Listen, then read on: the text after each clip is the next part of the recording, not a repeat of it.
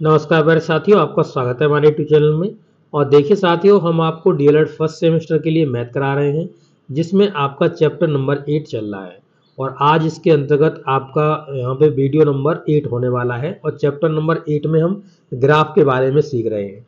इस वीडियो में हम सीखेंगे पाई ग्राफ के बारे में, तो इसके बेसिक कॉन्सेप्ट सीखेंगे, किस तरीके से आपको पाई ग्राफ बनाना चाहिए, कैसे जब आंकड़े दिए जाते हैं तो आपको पाई ग्राफ जो होता है जो बनाना होता है। ठीक है, तो उसका सब कुछ यहाँ पे डिटेल में बताएंगे आपको। अगर आपने इससे पहले के अगर वीडियोस नहीं देखे तो आप जरूर से देख लीजिएगा।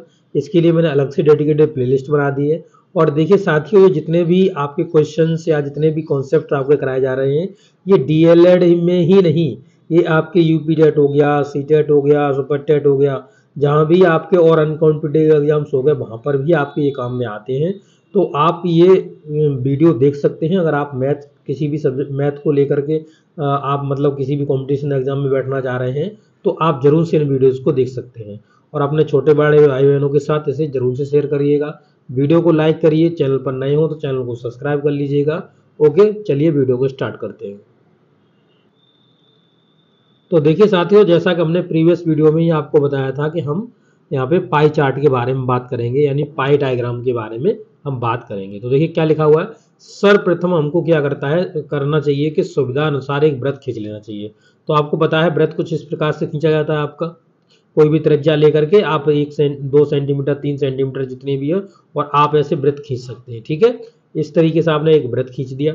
वृत्त खींचने के बाद कह रहा है कि इस वृत्त को ऐसे त्रिज्य खंडों में यानी सेक्टर्स में डिवाइड करिए। मान लीजिए यहाँ पे इसका पॉइंट सर्कल मतलब वो है, सेंटर है, तो इस तरीके से ऐसे त्रिज्य खंडों में इसको आपको डिवाइड करना होता है। जैसे मान लो हमने ये 4 त्रिज्य खंडों में इसको डिवाइड कर दिया है। ठीक है, अब इनके क्षेत्रफल, तो क्षेत्रफल का क्या, इसका इस त्रिज्य खंड का क्षेत्रफल ये हो गया, इसी तरीके से इसका ये हो गया, इसके अंदर वाले का। ठीक है, ये त्रिज्य क्षेत्रफल हो गया। अब आगे देखेंगे तो इसी में जैसे कि मान लो कर लो ये इसका इस त्रिज्य खंड का क्षेत्रफल हो गया, इसका ये हो गया त्रिज्य खंड का क्षेत्रफल। ठीक है, तो इस तरीके से आप देख रहे हो उनकी जो त्रिज्य खंड का क्षेत्रफल होता है के रूप में निरूपित आंकड़ों को समानुपाती बनाते हैं। और त्रिज्य खंड का क्षेत्रफल केंद्र पर बने कोण के समानुपाती होता है। जो केंद्र पर कोण बना होता है उसके समानुपाती में होता है। ठीक है, अतः वृत्त के केंद्र पर जो कोण बनता है, ठीक है, बने कोण 360 अंश को समानुपाती भागों में विभाजित किया जाता है। तो केंद्र पर टोटल कोण कितना बनता है, तो 360 अंश का बनता है। ठीक है, तो उसमें इसको विभाजित कर दिया जाता है। सभी विभाजित कोण करके संगत क्षेत्रफल के वृत्तखंड का क्षेत्रफल हम ज्ञात कर लेते हैं। फिर हम इसका क्षेत्रफल एक त्रिज्यखंड का क्षेत्रफल निकालते हैं। तो अब देखिए यहाँ पर केंद्र पर समानुपाती कोणों का सूत्र क्या बनेगा। तो टोटल 360 अंश का एंगल, ये वाला आपका 360 का एंगल रखना है। संगत बारंबारता रखनी है, यानी कि आपने कितना इसमें से निकाल रहे हो, कितना आपने भाग यहाँ पे हटाया हुआ है, वो आपको यहाँ पे रखना है।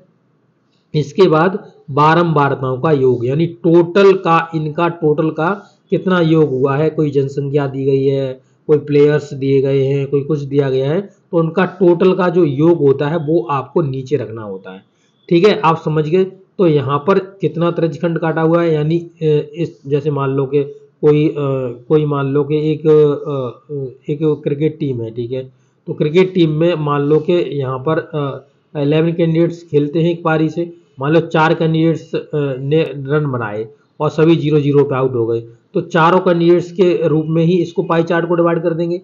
तो उसके बाद कितना कितना त्रिज्यखंड बैठेगा इस तरीके से, तो वहां पे टोटल का योग कर लिया जाएगा। और यहाँ पर एक सेक्टर का जो एक सेक्टर एक ने रन बनाए हुए हैं वो यहाँ पे हमको रखने होंगे।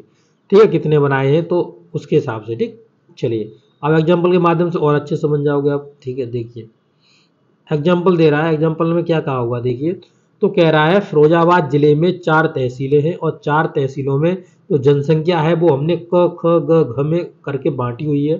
तो हम देखते हैं कि 3.50 यानी कि 3.5 लाख जनसंख्या क तहसील में है, ख तहसील में आपकी 2 लाख है, और ग तहसील में आपकी 2.5 लाख है यानी 2.5 लाख है, और घ तहसील है उसमें 4 लाख आपकी जनसंख्या दी गई है। अब इससे हमको पाई चार्ट बनाना है। ठीक है, तो पाई चार्ट बनाना, पहले इसको डिवाइड कर लेते हैं, उसके बाद हम इसके पाई चार्ट बनाएंगे। ठीक है, तो पहले हम देखते हैं कि टोटल नंबर ऑफ जनसंख्या का योग कितना हो गया, जिसको कि हमें नीचे रखना है। तो टोटल नंबर ऑफ जनसंख्या आप देखेंगे तो यहाँ पे 12 लाख हो गई, यानी बारंबारताओं का योग जो है, टोटल बारंबारता जितने भागों में बांटा हुआ है उनका योग कितना आ गया, 12 लाख आ गया। तो नीचे वाली जनसंख्या हमने निकाल ली कि नीचे बारंबारताओं का योग जो रखना है। अब किसी त्रिज्या का एक वृत्त बना लेंगे, कोई भी त्रिज्या ले लो, 2 सेंटीमीटर, 3 सेंटीमीटर, 4 सेंटीमीटर, जो तुम्हारी इच्छा करे वो ले लो, और प्रत्येक तहसील के आंकड़े के संगत त्रिज्यखंड द्वारा केंद्र पर बनाए गए कोण ज्ञात करेंगे।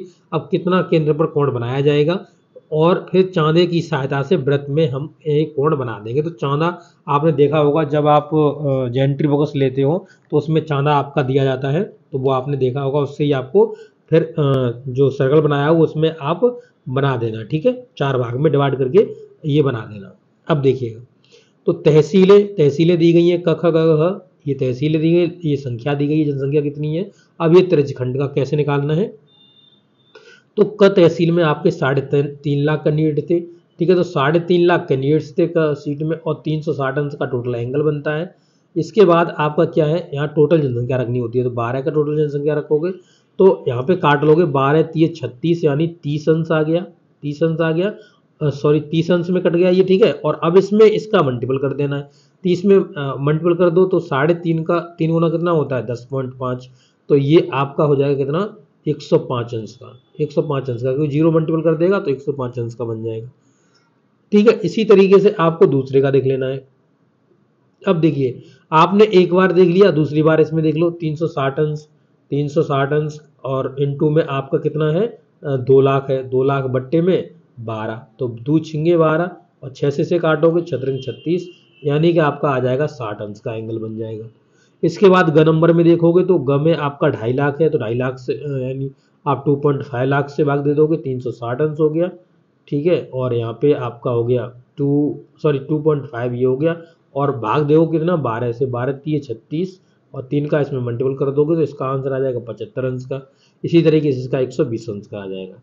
तो इस तरीके से आप निकाल लोगे। अब आपको लेना है जो चांदा है उसको, और चांदे को लेकर के आपको इसमें बना देना है, ठीक है। देखिए, अब देखिए 4 भाग में इसने डिवाइड करा था, तो इसी तरीके से देखो, आप चांदे से लेकर के आपको एंगल बनाना है। जैसे इस पहले आप सर्कल खींच लीजिए, इस तरीके से सर्कल खींच लिया, आप चांदे को रख लीजिए, जैसे 105 अंश का यहाँ पे बन रहा है, इस तरीके से 105 अंश का बन रहा है, ये 105 अंश का बना दिया, फिर इधर 60 अंश का बना दिया, और उसमें नाम लिखते चले जाओ, 75 का बना दिया, फिर 120 का, ये ऑटोमेटिकली रह जाएगा, ठीक है। तो इस तरीके से आप इसमें क्या बना सकते हो, आप टोटल यहाँ पर अपने जो एंगल्स हैं उनको डिनोट कर सकते हैं। 105 अंश का क में है, एक ख में आपका 60 अंश का है, ग में आपका 75 अंश का है, और घ में आपका 120 अंश का है। तो इस तरीके से आपको बना लेना है, ठीक है। चलिए, अब क्वेश्चन नंबर, दूसरे क्वेश्चन में यहाँ पे आप देख सकते हैं लिखा हुआ है, आंकड़ों से वृत्त चित्र बनाइए और अंतर्विविक्त वृत्त चित्र पाई चित्र बनाइए। तो ये आपको पाई चित्र में कन्वर्ट करने हैं, ठीक है।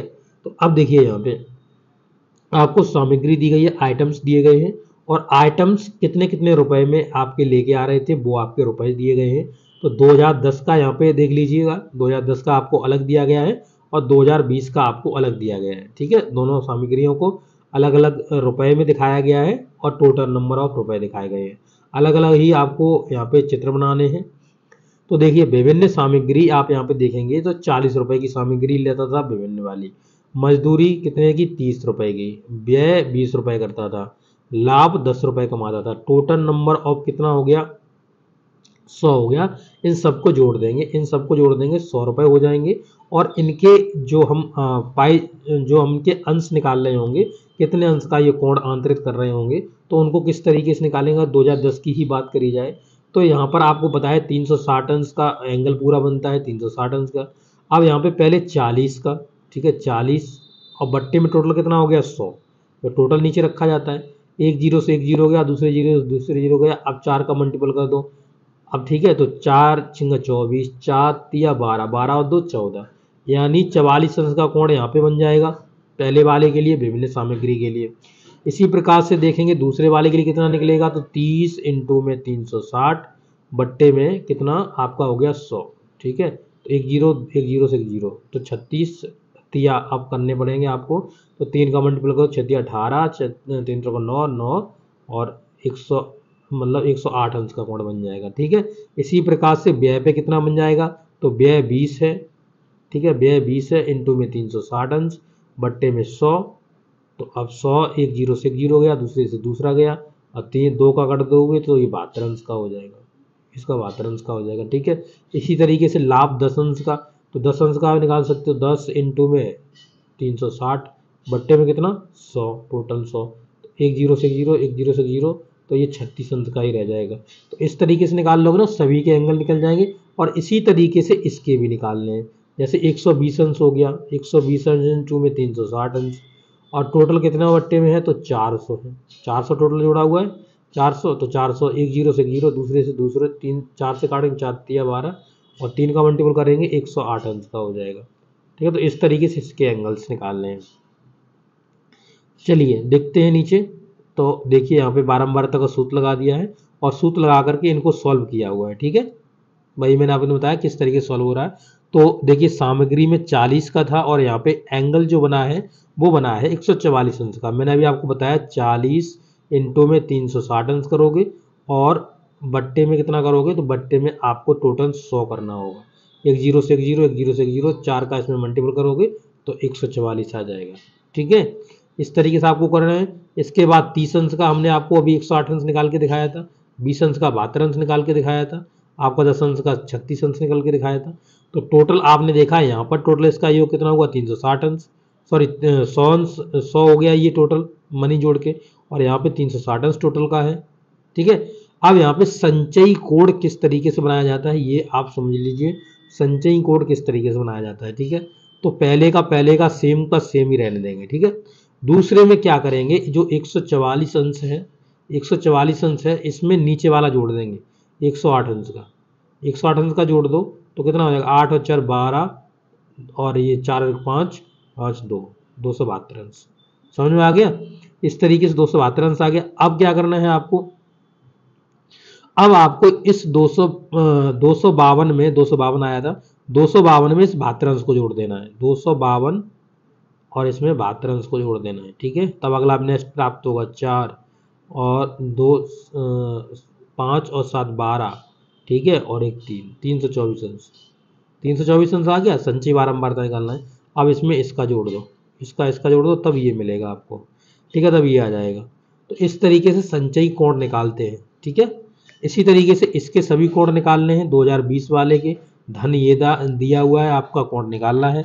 तो देखो धन 120 अंश दिया, फिर 360 अंश टोटल लगाओ, इसका टोटल अंश वाला, और बराबर में कितना 400 था, 400 एक जीरो से एक जीरो, दूसरे से दूसरे, 4 से काटो 4 नंबर 36, और 9 से गुणा करोगे 12 नंबर 108, तो 108 आ गया, ठीक है। इसी तरीके से कोण सबके निकाल लोगे। अब यहाँ पे 160 अंश है, 160 इंटू में 360, सॉरी 160 रुपए दिए गए हैं, और यहाँ पे 400, यहाँ पे टोटल ये हो गए, एक जीरो से जीरो, दूसरे से दूसरे, 4 से काटोगे 4 चौके 16, 4 का मल्टीपल करोगे इसमें, तो इसमें मल्टीपल करने पर आपका 144 अंश आ जाएगा, 144 अंश, ठीक है। तो इस तरीके सभी कोण निकालोगे। संचय निकालने के लिए कुछ है ही नहीं, इसका इसमें सीधा सीधा पहले रख लो, फिर जोड़ते जाओ, इसमें ये आ गया तो अब ये आ जाएगा, इससे जोड़ के फिर इसका जोड़ो, इससे आ जाएगा। किस तरीके से, देखो पहले इसका तो ये आ गया, ठीक है, समझ में आ गया। अब इसका जोड़ोगे इसके साथ, ये आ जाएगा इस तरीके से। नेक्स्ट में बढ़ जाओगे, इसका इसके साथ जोड़ोगे तो ये आ जाएगा, ठीक है। फिर नेक्स्ट में बढ़ जाओगे, इसका इसके साथ जोड़ोगे तो ये आ जाएगा 360 अंश। तो इस तरीके से संचयी कोण निकालने में कुछ नहीं, आराम से आप संचयी कोण निकाल सकते हो। अब ठीक है, अब हम इनके बना लेते हैं चित्र, ठीक है। देखिए अब ये चीज़ हमने निकाल ली। अब ये चीज़ निकालने के बाद इनके हम चित्र बना लेते हैं। तो देखिए पैमाना पाई वर्ग मीटर बराबर में 100, ठीक है, पैमाना माना हुआ है, पाई वर्ग मीटर बराबर में 100 माना हुआ है। अब हम इसको करते हैं। तो देखिए टोटल का यहाँ पे देखेंगे, तो यहाँ पे 108 अंश का किसका एंगल बनाया है ये, ठीक है। तो ऊपर देखिए 8 अंश का एंगल किसका बना हुआ है, देखो 108 अंश का। तो 108 अंश का एंगल आप देखेंगे तो ये 2010 वाले हैं, ये 108 अंश का इसका आया था, ठीक है, 144 अंश का इसका आया था। अब इसमें 72 अंश का कौन सा आया था, इसका आया था, 36 का ये आया था, 108 का ये है, सब कुछ बना दिया। इसी तरीके से दूसरे में बना लो, 36 का हो गया, 36 का आपका दिया गया है, 72 का, 108 का, 144 का। तो इस तरीके से आप बना लोगे। तो ये सभी सामग्रियाँ दी गई हैं, जिनको कि यहाँ पे दिखाया गया है कि इस तरीके से चौखूटे कलर में इस तरीके से हमने जो चौखूटा बनाया है इसमें हमने किसको, सामग्री को किया हुआ है। तो ये जितनी भी है ये सामग्री है, ये और ये देख रहे हैं दोनों, ये सामग्री के लिए नोट किया गया। तो इस तरीके से आपको दिखाना भी होगा जब आपने इसमें भर्ती है। और जैसे ठाणे ठाणे अगर आप देखोगे ये ठाणे ठाणे से हैं, ये 108 अंश इस तरीके से, तो ये ठाणे ठाणे ये मजदूर है, ठीक है। तो इस तरीके से आपको बनाना होता है, पूरा ग्राफ बनाना होता है, ठीक है। तो ये वीडियो आपको कैसा लगा है, अब इतना ही रहने देंगे, इसमें आगे अगले वीडियो में कराएंगे क्योंकि वीडियो ज़्यादा लंबा हो जाएगा तो ज़्यादा हम बड़ा नहीं कराएंगे। ओके, तो ये वीडियो आपको कैसा लगा, अच्छा लगा जरूर अपने दोस्तों के साथ शेयर करिएगा। मिलते हैं नेक्स्ट वीडियो में। ओके, थैंक यू दोस्तों।